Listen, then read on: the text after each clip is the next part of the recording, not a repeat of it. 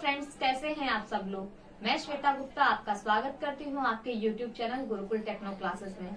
इसकी पिछली क्लास में मैंने आपको जो यूपी का बॉर्डर है किससे किससे टच करता है, इसके साथ आपको दिल्ली NCR के बारे में आपको बताया था। इसके साथ मैंने बताया था कि उत्तर प्रदेश का सबसे क्षेत्रफल की दृष्टि में सबसे बड़ा जनपद कौन सा है और सबसे छोटा जनपद कौन सा है। अब मैं आपको प्रदेश का जो प्राकृतिक विभाजन है, क्योंकि जो हमारा जो प्रदेश है, प्रदेश को प्राकृतिक रूप से भी प्रकृति ने भी डिवाइड किया हुआ है हमारे प्रदेश, तो उसका प्राकृतिक विभाजन लेकर के मैं आज आपके पास आई हूँ। सबसे पहले अगर बात आते हैं, ये हमारा यूपी का मैप है। यहाँ पे हमारी जो हिमाचल से जो और उत्तर जो ये शिवालिक श्रेणी है, ये पर्वतीय शिवालिक श्रेणी है जो कि अब उत्तराखंड में आती है। तो सबसे पहले बात करते हैं उत्तर का पहाड़ी भाग।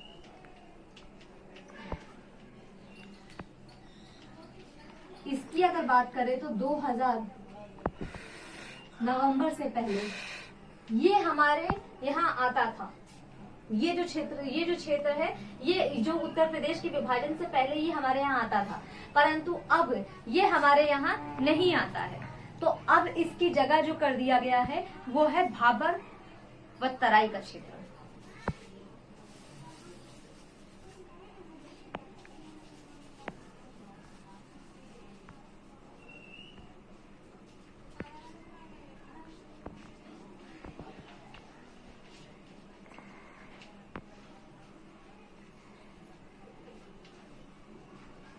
इससे एक क्वेश्चन ये भी बनता है कि उत्तर प्रदेश को उत्तराखंड और नेपाल से विभाजित करने के लिए जो प्राकृतिक क्या है ऐसा, तो वो है हमारे यहाँ का शिवालिक श्रेणी। ये जो शिवालिक श्रेणी दी गई है ये है आपकी। इसके साथ साथ जो हमारे यहाँ भाबर का क्षेत्र है, तो जो देखिए पहाड़ों से जो नदियां आती हैं, ठीक है, ये पहाड़ों से नदियां हैं, तो नदियां बहती हैं। जब बहुत ऊंचे पहाड़ों से जब नदियां बहती है तो अपने साथ कंकड़ पत्थर साथ लेकर आती है। तो जैसे ही वो ढाल की तरफ मैदान की ओर बढ़ती हैं, जैसे ही ये मैदान की ओर बढ़ती है तो पानी का बहाव तो अत्यधिक होता है, पर बहाव धीरे धीरे करके कम होने के कारण ये जो साथ लाए हुए पत्थर होते हैं इनको वहीं पे छोड़ती जाती, तो उससे इस भाव का सर्जन हुआ है। ये जो आपको यहाँ पर ये जो हमारे यहाँ का जो उत्तर प्रदेश का जो ऊपरी भाग है, जहाँ से हमारे यहाँ गंगा या अन्य नदियां प्रवेश करती हैं, जैसे इधर जो है ये यमुना नदी है जो कि हमारे सहारनपुर से डिवाइड करती है, जो कि हरियाणा और यूपी को डिवाइड करती है। और इधर जो गंधक नदी आ जाती है वो हमें बिहार और यूपी को डिवाइड करती है, ये जाती हुई नेपाल को जाती है। तो ये जो नदियां हैं इसके बीच में हमारी ये गंगा नदी है, ये हमारी रामगंगा नदी है। तो ये जो शारदा, घाघरा, राप्ती, ये हमारी शारदा नदी इसके बाद है। यहाँ से हमारी घाघरा नदी और ये हमारी राप्ती नदी। तो इनका ये जो ढाल है ये पश्चिम से पूर्व की तरफ है। ये तो ये जो हमारी नदियां हैं ये अपने साथ जो कंकड़ पत्थर लेकर आती हैं, वो पत्थर को शुरुआत में जैसे ही मैदान की तरफ बढ़ना शुरू करती हैं तो वो वहां पे पत्थर छोड़ती जाती। सबसे ज्यादा ये इधर सहारनपुर से ज्यादा इधर का जो किलोमीटर का एरिया है वो 80 से 85 किलोमीटर के एरिया में ये भाग है, भाबर का भाग। और ये धीरे धीरे करके पतला होता जा रहा है। यहाँ पे ये जो अंतिम महाराजगंज की तरफ जब पहुंचते हैं तो 2 से 4 किलोमीटर की ही रेंज का रह जाता है। उसके बाद जब ये पत्थर छोड़ देती हैं तो अपने साथ कंकड़ पत्थर तो अपने रास्ते में छोड़ आई हैं, पर पानी के साथ बहुत सा कीचड़, बलुई मिट्टी जो होती है, जो कीचड़ टाइप का होती है, वो अब छोड़ना शुरू करती हैं, जो कि हमारे तराई के भाग में छोड़ती हैं। ये जो हमारा तराई का भाग है, जो पीलीभीत, बरेली, ये तराई का भाग है हमारा। जैसे ही यहाँ पे कीचड़ छोड़ने के बाद ये नदियां पूर्व जो ढाल है हमारा पश्चिम से पूर्व की तरफ है, तो ये पश्चिम से पूर्व की तरफ बढ़ती जाती है, अपना ढाल उसी तरफ है। और जो इधर की बात करें, ये हमारा जो दक्कन का पठार आपने सुना होगा, तो कैमूर और सोनाकर की जो पहाड़ियां हैं, विंध्याचल की जो पहाड़ियां हैं, ये हमारे दक्षिण में आती हैं। तो जैसे इधर उत्तर, ये हमारे हिमालय का जो ढाल इधर की तरफ है, उसी तरह यहाँ की जो पहाड़ है इनका जो ढाल है दक्षिण से उत्तर की तरफ है।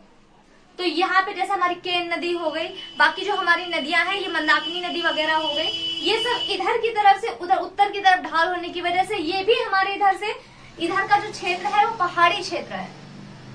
ठीक है, तो ये हमारे यहाँ का ये जो क्षेत्र आपको दिखाया जा रहा है ये पहाड़ी क्षेत्र है ये। तो सबसे पहले हम बात करते हैं अपने यहाँ के भाबर की जो है, तो भाबर का जो इलाका है वहाँ का पत्थर जो हमारे यहाँ की मिट्टी है वो कैसी होती है, तो यहाँ की कफरीली,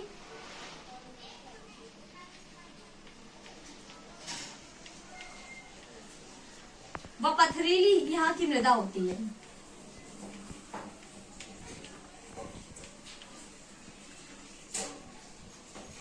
अब बात आती है ककरीली। अब इसमें क्वेश्चन आता है कि ऐसी कौन सी जगह है यूपी में, ऐसा कौन सी जगह है जहाँ पे नदियां भूमिगत होके बहती हैं, मतलब भूमि के नीचे से होके बहती हैं, तो वो हमारा भाबर का ही क्षेत्र है, क्योंकि जहाँ यहाँ पर पत्थर होते हैं तो पत्थरों के बीचों से ये पानी बहता है और ये हमें पता नहीं चल पाता है। तो ये यहाँ पे ये कह सकते हैं कि भाबर के क्षेत्र में जो नदियां हैं वो भूमिगत होके बहती हैं।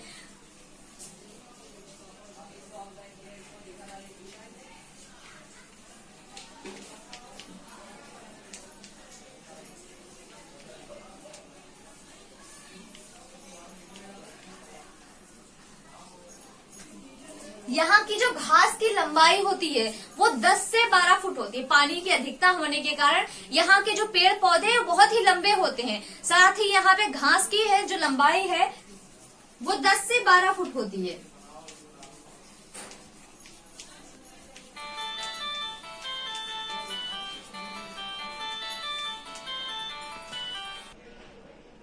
तो ये जो यहाँ पर जो भूमिगत होकर के बहती हैं, यहाँ पर खेती नहीं की जा सकती है।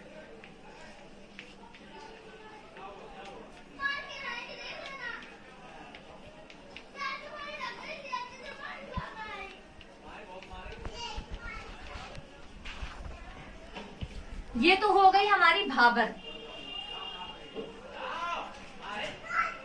ठीक है, अब बात आती है, ये तो भाबर का एरिया हो गया, ये जो 80 से 85 किलोमीटर का जो एरिया है ये और इससे जो दो क्वेश्चन मैंने आपको बताए कि हमारे जो उत्तराखंड और नेपाल को जो अलग करने वाली जो भौगोलिक है तो वो है हमारी शिवालिक पर्वत श्रेणी। ये 2400 किलोमीटर का जो एरिया है ये 2400 किलोमीटर का एरिया की है ये शिवालिक पर्वत श्रेणी। ठीक है, इसके बाद बात करते हैं 80 से 85 किलोमीटर यहाँ से शुरुआत होता है इसका एरिया, ये जो क्षेत्र है जो कवर करती जाती है, और यहाँ से 204 किलोमीटर की ही लंबाई, इधर की जो लंबाई है वो 80 से 85 किलोमीटर होती है, पर यहाँ पे 2 से 4 किलोमीटर की लंबाई तक ही ये सिमट जाती है। इसके बाद जो हमारी आती है वो है तराई का क्षेत्र।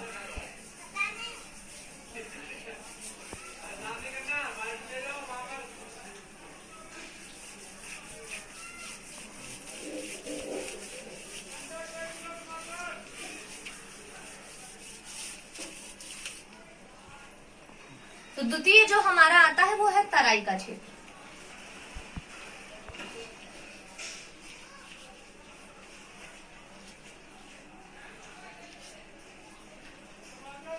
तो सबसे पहले बात आती है यहाँ की जो मिट्टी कैसी होती है, मृदा कैसी होती है, तो बलुई,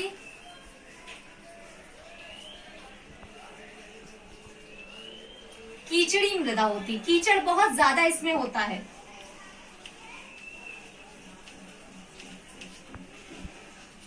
यहाँ की मृदा में नमी अत्यधिक होती है।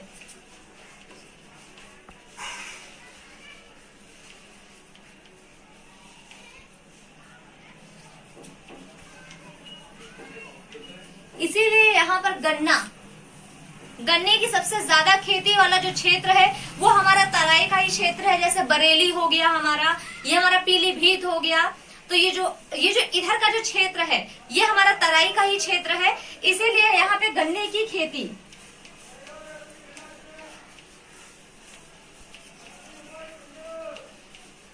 सर्वाधिक।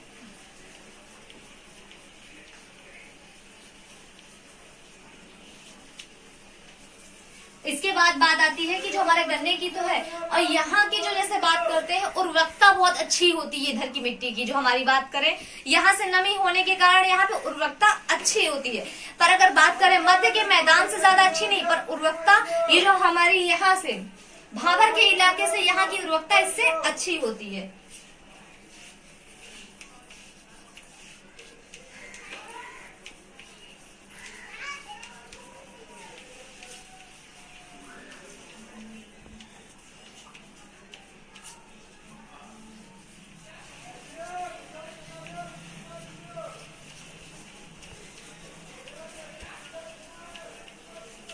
तो ये बात आ गई यहाँ पे, ये जो ये एरिया है ये हमारा तराई का। अब इसके बाद आती है कि जो हमारी मध्य का मैदान है। सबसे पहले बात आता है हमारा मध्य का मैदान। तो मध्य के मैदान की अगर हम बात करें तो हमारे जो यहाँ पे बात करते हैं जो तराई की, जब यहाँ से तराई के क्षेत्र से आगे जब नदियां बढ़ती हैं तो यहाँ पे तो वो अपना कीचड़ छोड़ देती हैं।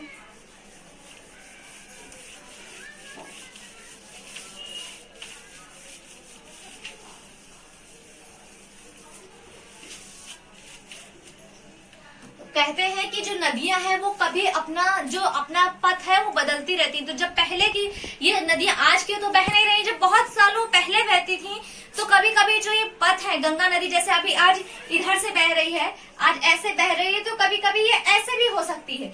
ये अपना पथ बदलती चलती है।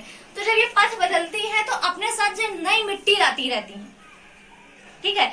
तो ये जो नई मिट्टी लाती है इसके हिसाब से जो बात करें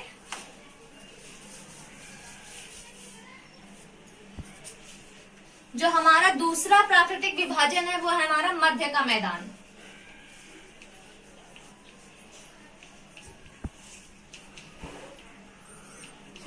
मध्य के मैदान में अगर बात करें यहाँ की उर्वरकता बहुत अच्छी होती है।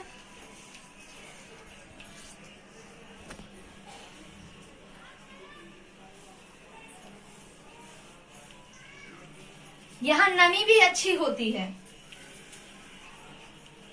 नमी पर्याप्त मात्रा में होती है।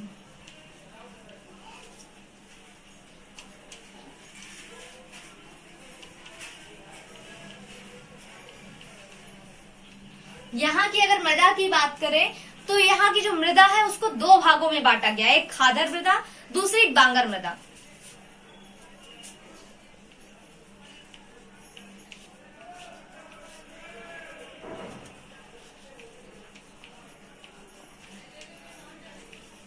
खादर मृदा और दूसरा है बांगर मृदा। तो सबसे पहले हम आते हैं खादर मृदा की बात। तो नदियों के जो आसपास का मैदान है,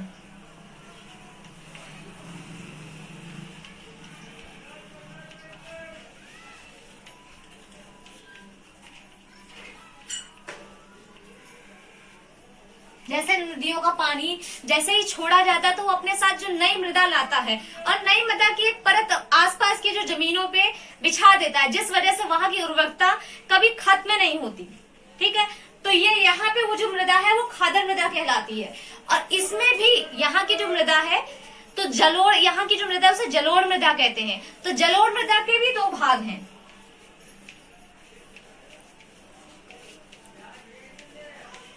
एक है पुरानी जलोढ़ मृदा और एक है नवीन जलोढ़ मृदा।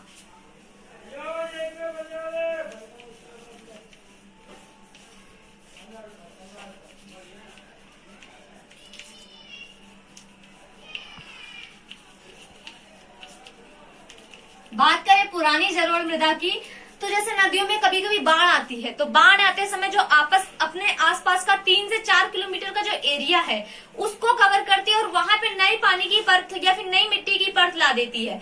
तो ये जो पुरानी है ये बाढ़ के समय में ही मिट्टी का परिवर्तन होता है, यहाँ पे उतनी ज्यादा उर्वरकता नहीं होती।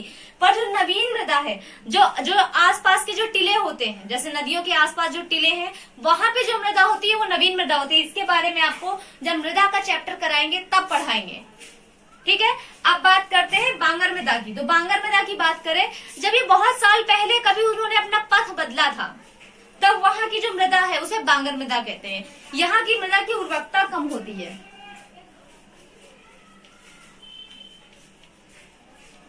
और और यहाँ की जो भूमि है वो ज्यादातर करके बंजर होती जा रही है।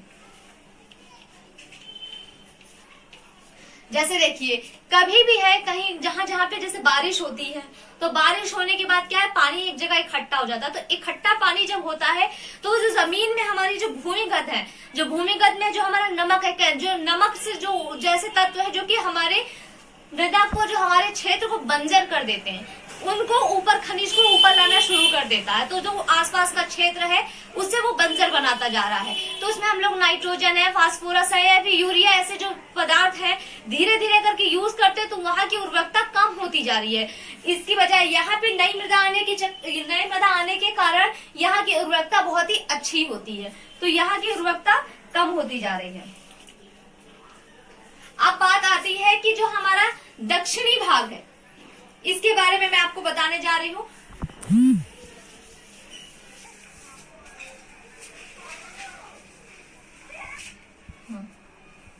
तो अब यहाँ पे बात आती है, जैसे हिमालय की जो बात है, जो यहाँ पर इसका जो ढाल है वो इधर की तरफ, पश्चिम से पूर्व की तरफ अधिक तीव्र है। तो पश्चिमी जो ढाल है वो हमारा पूर्वी ढाल से अत्यधिक तीव्र है। ठीक है, अब बात करते हैं दक्षिणी भाग की। दक्षिण का पठारी भाग जो है, तो दक्षिण के पठारी भाग की बात अगर करते हैं जब हम, ये तीसरा पॉइंट है हमारा।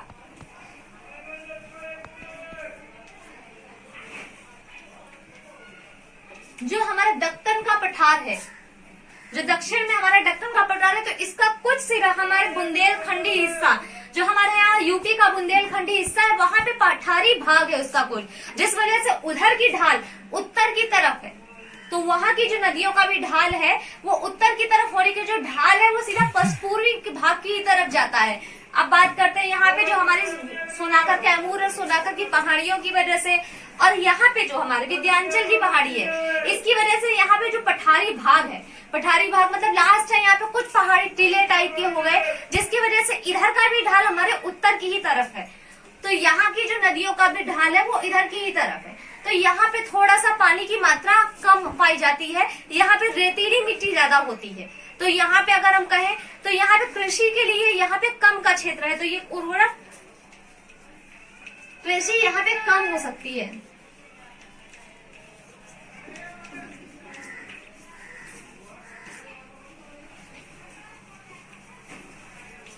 नमी यहाँ पे कम होती है, इसीलिए यहाँ पे केवल वैसे ही खेती हो सकती है जिसमें पानी की कमी हो।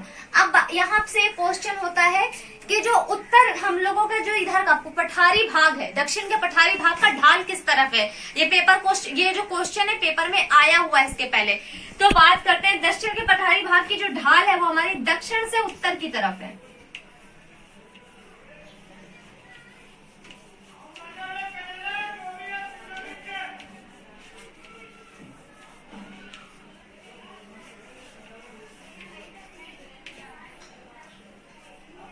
तो ये हमारे प्रदेश का जो है प्राकृतिक विभाजन हो गया। अब इसके बाद अब इस क्लास को यहीं पे खत्म करती हूँ और अगली क्लास में आपको बताती हूँ। उसके बाद जो मैंने आपको क्वेश्चंस दिए थे, आप लोगों ने जो कमेंट में आंसर दिए हैं उसको भी मैं देख लिया है। और इसके बाद जो अब आपको बताती हूँ, इसके बाद नदियों का जो डिवाइडेशन है इसके बारे में, या नहर तंत्र की अगली क्लास आपको लेकर आऊंगी। तब तक इस क्लास को लाइक करें, शेयर करें, सब्सक्राइब करें। Thank you so much.